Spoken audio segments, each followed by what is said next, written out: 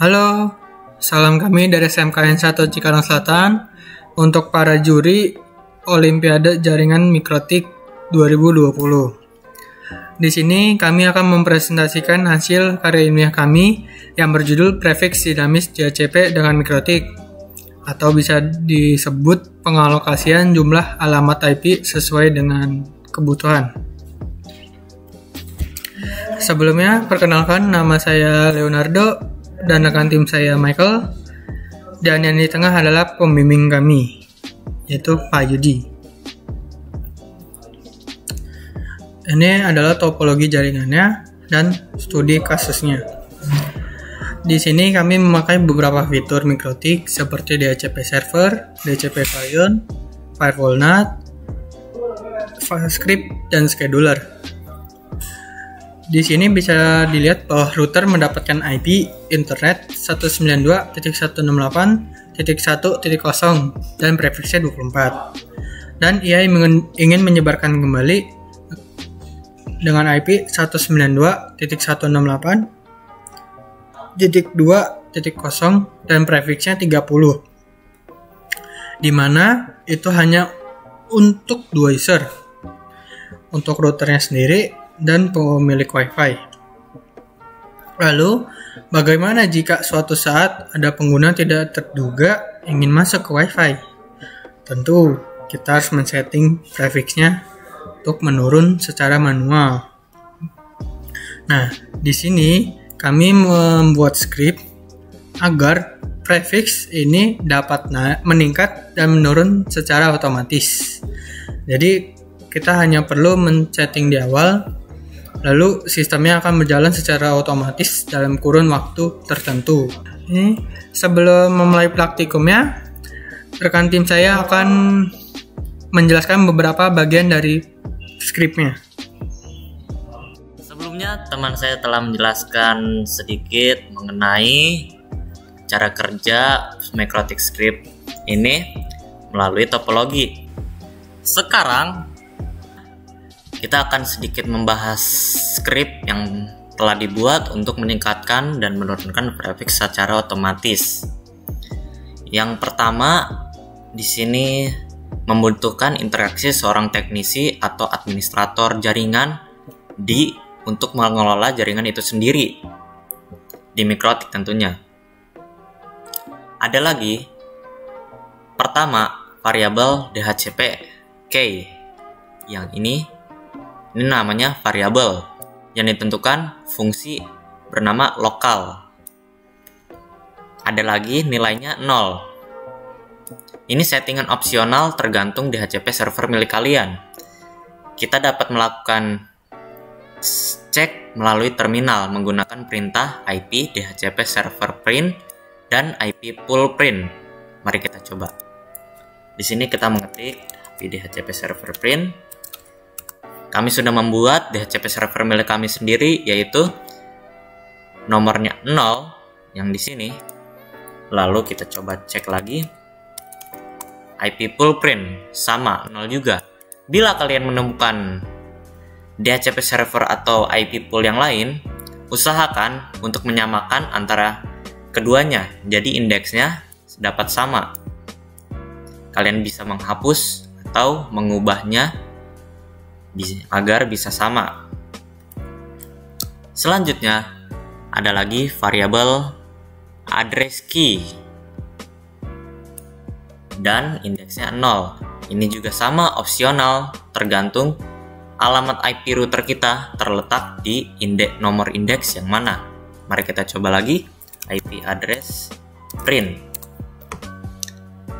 Dalam sini, alamat IP interface yang bertindak menjadi DHCP server terletak pada nomor 1, yaitu dengan alamat IP 192.168.2.1 prefiks 30. Nama interface-nya adalah Wi-Fi client. Interface ini yang bertindak sebagai DHCP server. Kami membuat limitasi prefiks agar tidak meningkat atau menurun terus-terusan yang ditentukan oleh prefix up dan variabel prefix down. Prefix up ini nilainya yang kami tentukan sendiri menyarankan 24. Script kami baru support sampai 24. Jadi kalian bisa sampai 24. Bisa support sampai kelas C. Jadi kalian bisa menentukan prefix yang ada di kelas C. Contohnya 28, 29, 26. Terserah kalian. Untuk prefix menurun sama, tetap di kelas C. Kalian dapat menentukan prefix 30, 29. Pokoknya angka di variabel prefix down lebih tinggi daripada angka di variabel prefix up. Untuk mengirim notifikasi email, jadi email akan dikirimkan ketika prefix meningkat. Ditentukan oleh variabel email. Kalian bisa menulis email kalian di sini. Lalu password ditentukan oleh variabel pass. Kalian bisa menulis password kalian di sini juga. Oke. Di sini kami membuat variabel yang dinamakan dictionary. Jadi ini adalah kumpulan. Di sini ada namanya key.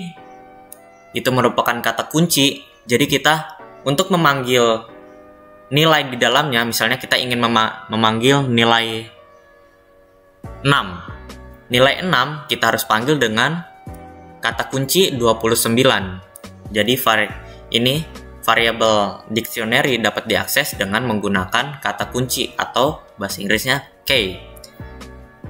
Jadi kegunaan variabel prefix max ini, dia menyimpan setiap pengguna maksimal dari setiap prefix.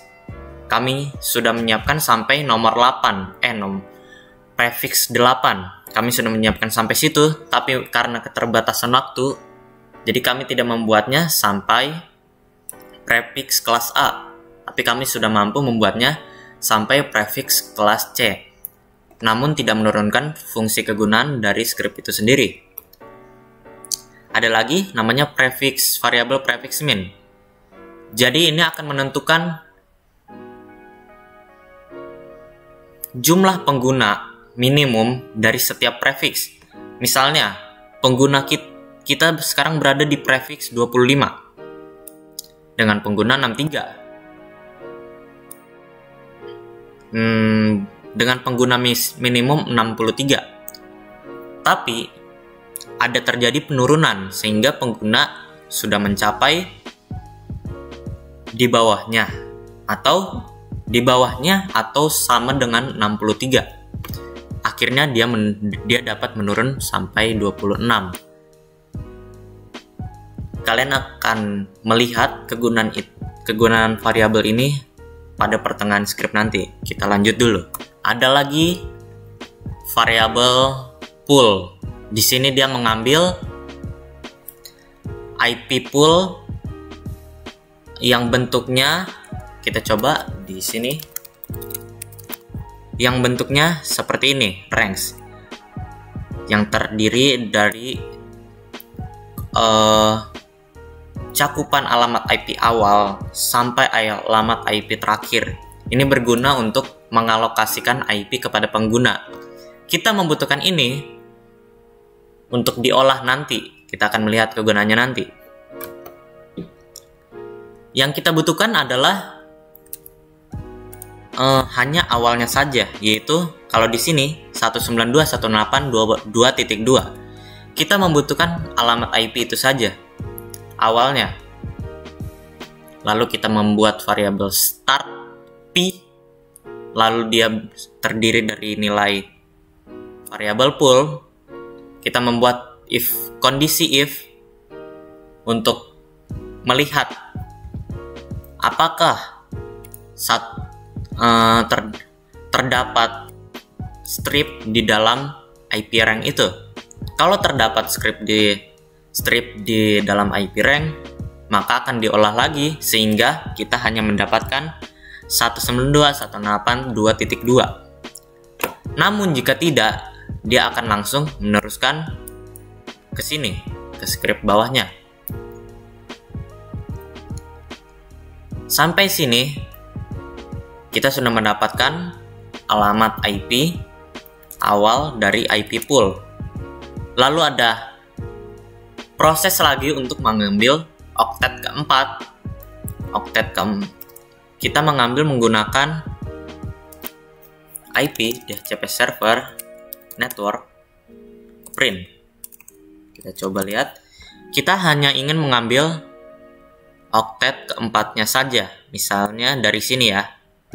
Dari sini berarti oktet keempat yaitu angka 0. Jadi kita akan mengambil itu saja. Diolah menggunakan variabel net address dulu. Net address mengambil seluruh kumpulan IP yang terdiri dari prefixnya juga. Network IP yang terdiri dari prefix juga. Lalu di baris kedua kita akan mengolah lagi agar variabel net address hanya mengambil 192.168.2.0 yaitu network IP dari DHCP server kita. Selanjutnya variabel OCT4 akan mengolah lagi agar diolah menggunakan perulangan agar dia hanya mengambil oktet keempat yaitu angka 0 saja. Ini berguna untuk pertambahan dengan jumlah IP pengguna. Kita akan melihat kegunaannya nanti. Kita membutuhkan lagi proses pengolahan agar dapat mengambil oktet ke-1 sampai oktet ke-3. Diambil menggunakan variabel OCT.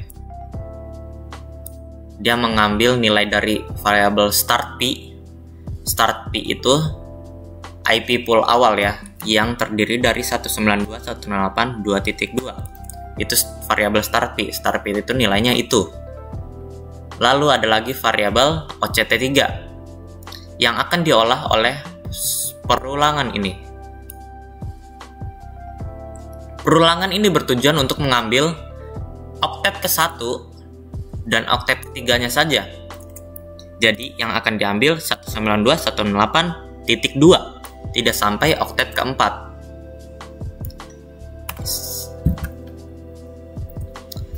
Ada lagi variabel address untuk mengambil alamat IP dari DHCP server kita.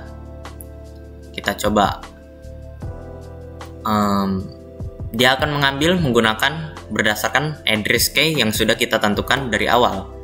Ada di sini. Ini sudah kita tentukan di potongan script awal. Jadi yang akan diambil adalah alamat IP yang 192.168.2.1 saja. Prefix 30. Lalu diolah lagi di sini agar hanya mengambil 192.168.2.1 saja.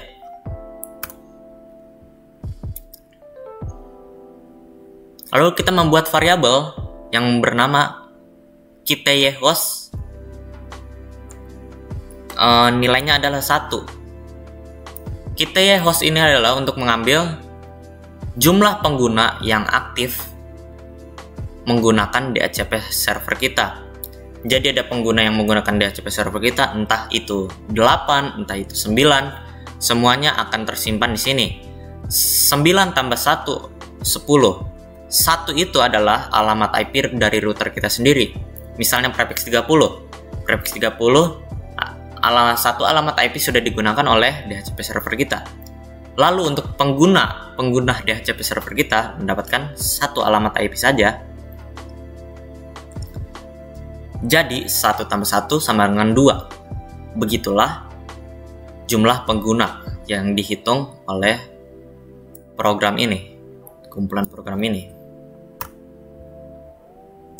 Kita membutuhkan juga prefix yang tersedia sekarang, prefix yang digunakan oleh DHCP server kita sekarang. Kita membuat variabel bernama variabel max. Dia menggunakan perintah IP DHCP server print.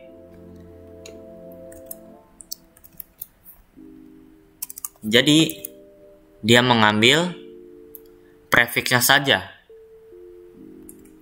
Contoh IP DHCP server network print.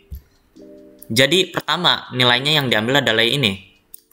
Pengelolaan pertama dia hanya mendapatkan nilai itu. Lalu diolah lagi oleh baris keduanya menjadi hanya mengambil prefiksnya saja. Dalam contoh ini, prefiksnya adalah 29. Gitu. Selanjutnya, kita sudah mencapai kapan prefiks harus meningkat, ditentukan oleh kondisi if yang ada di sini. Jadi dia menentukan dulu apakah nilai di dalam variabel kita ya host atau jumlah klien sudah sama dengan jumlah maksimal prefiks sekarang, prefiks DHCP yang sekarang. Apabila sama, dapat melanjutkan ke kondisi if cabang kedua. Di sini dia menentukan apakah prefiks sudah mencapai limitasi yang ditentukan oleh variabel prefix up. Jika belum, dapat melanjutkan ke statement lanjutannya. Ada lagi if cabang ketiga. Di sini dia menjumlahkan alamat IP yang dapat diberikan kepada pengguna. Tentunya setiap oktet itu memiliki batasan sampai angka 255. Tidak mungkin dapat melebihi 256, 257. Ini sudah mencapai batasannya. Apabila belum mencapai batasan, script kita akan berjalan. Pertama dia IP DHCP. Dia melakukan setting kepada netmax-nya dulu. Lalu alamat network IP-nya. Jadi perintahnya bisa kayak begini. Network set misalnya DHCP key-nya 0. Lalu ditentukan lagi oleh netmax. Misalnya prefiksnya turun menjadi 29. Berarti menjadi 28. Kita sengaja misalnya prefiksnya menurun. Sebentar, kita lanjut dulu. Berarti network address karena menurun 29 berarti 158 2.0 prefix 29. Kenapa netmax-nya 28? Jadi kita melakukan persiapan ketika prefix-nya sudah meningkat. Jadi ketika prefix-nya meningkat jadi 28, host yang ada di prefix 29 sebelumnya dapat mengakses prefix jumlah host atau pengguna lainnya yang berada di prefix 28. Begitu. Selanjutnya ada lagi perintah kedua untuk mengubah prefix dari alamat IP. Itu ditentukan oleh misalnya IP address set, misalnya address key-nya yang kita tentukan di awal 0.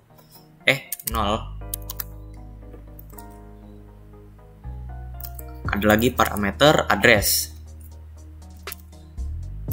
Jadi disinilah variabel address digunakan 192.1. Lalu ada operasi sehingga dia menambahkan slash, yang di sini slash. Jadi kita tambahkan slash dulu. Prefix yang sekarang dikurang menjadi 1. Misalnya prefix 30 kurang 1 menjadi 29. Menjadi segitu. Kira-kira begitu jika diimplementasikan ke dalam perintahnya asli. Ada lagi di sini melakukan setting untuk pengalokasian alamat IP kepada seluruh pengguna. Kita sudah melakukan pengolahannya di sini. Jadi increase rank ini misalnya kita meningkat ke prefix 29. 108.2.2 strip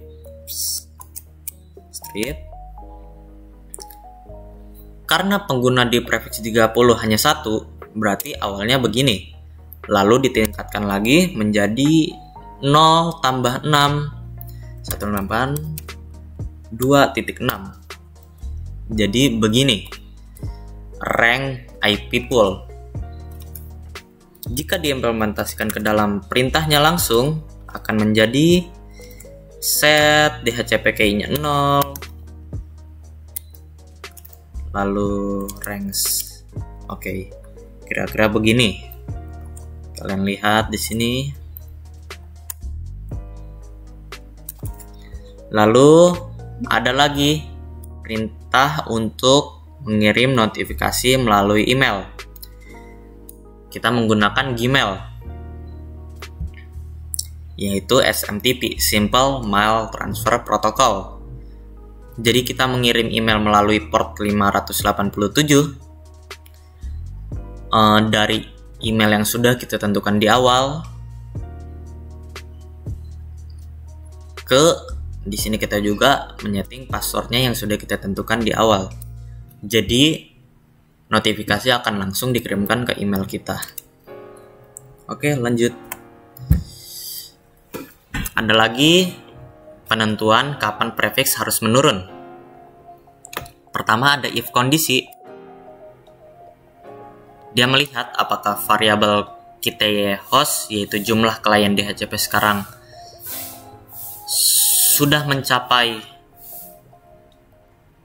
minimum dari prefix sekarang. Misalnya kita berada di prefix 30, prefix 30 itu prefix 29 saja. Prefix 29 itu jumlah host minimumnya sebanyak 2 atau 3.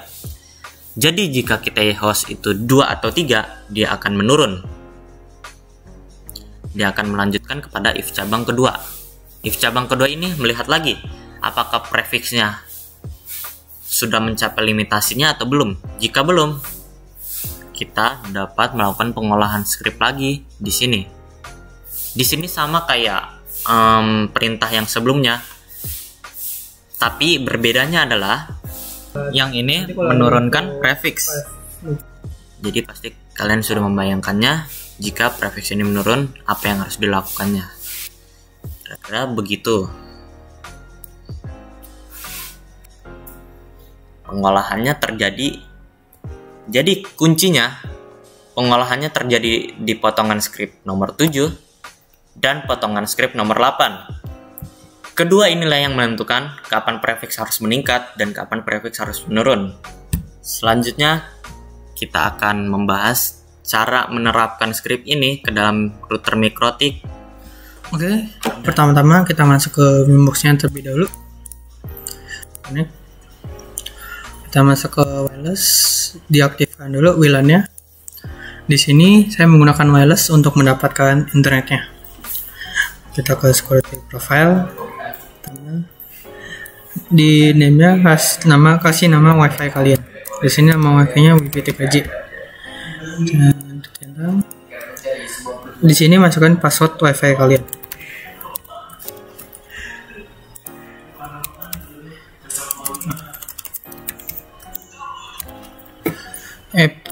Oke.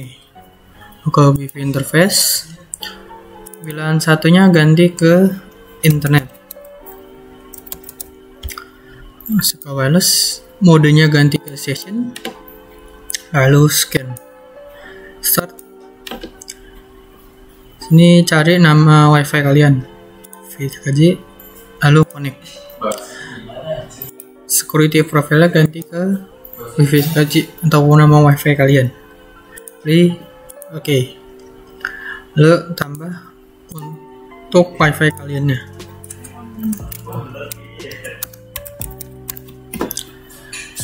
Wireless, modenya ganti ke AP bridge, nama SSID-nya bebas. Oke. Lalu masuk ke IP DHCP client. DHCP client untuk mendapatkan IP secara DHCP dari internet. Ini arahkan saja ke internet interface-nya. Oke. Setelah mendapatkan IP, kemudian kita masuk ke firewall. Firewall NAT berfungsi agar IP private dapat mengakses IP publik. Kita masuk ke general, C-nya srcNAT, auto interface internet, action-nya ganti ke masquerade, apply, oke. Lalu kita masuk IP address, berikan IP untuk wifi kliennya 192.0.1/30. Interface-nya ganti ke wifi klien, apply, oke. Lalu kita masuk ke IP DHCP server. DHCP server berfungsi agar klien mendapatkan IP secara DHCP. Arahkan ke wifi klien, next.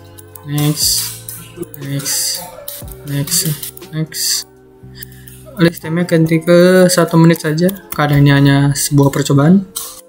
Next, oke. Lalu saya nyambung wifi di HP saya nyambung wifi-nya. Nah, di handphone saya sudah terhubung. Oke. Lalu apakah jika laptop saya ingin terhubung, apakah bisa? Tentu saja tidak bisa, karena IP-nya hanya untuk 2 user, HP saya dan router sendiri. Sini saya akan memasukkan scriptnya.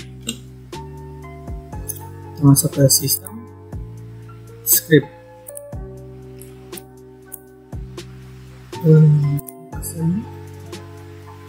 Sini scriptnya sudah saya siapkan. Copy. Name-nya bebas. Di sini saya kasih auto shop-nya. Paste di sini. Di HP saya lepas dulu wifi-nya. Kemudian kita ke new klik IP address print. Di sini IP untuk wifi lainnya 1, berarti local address key-nya diganti jadi 1. Dan untuk IP full print di sini 0. Lalu untuk IP DHCP servernya.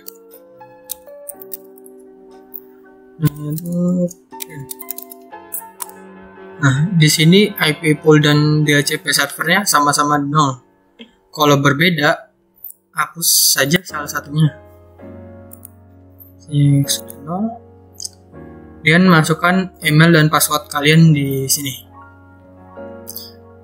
Kemudian apply, oke. Lalu kita masuk ke sistem scheduler. Lanjut ke scheduler, tambah intervalnya ganti ke 1 menit saja. Lalu di sini list sistem script dan auto script subnet. Apply, oke. IP full IP routers, dan saya akan menyambungkan handphone saya ke wifi-nya. Sudah, kita tunggu sampai runcon-nya berjalan. Runcon-nya sudah berjalan, DHCP network-nya juga sudah meningkat, IP pool-nya juga sudah bertambah. Di sini berubah, di sini juga berubah. Nah, sekarang laptop saya juga sudah bisa nyambung. Nah,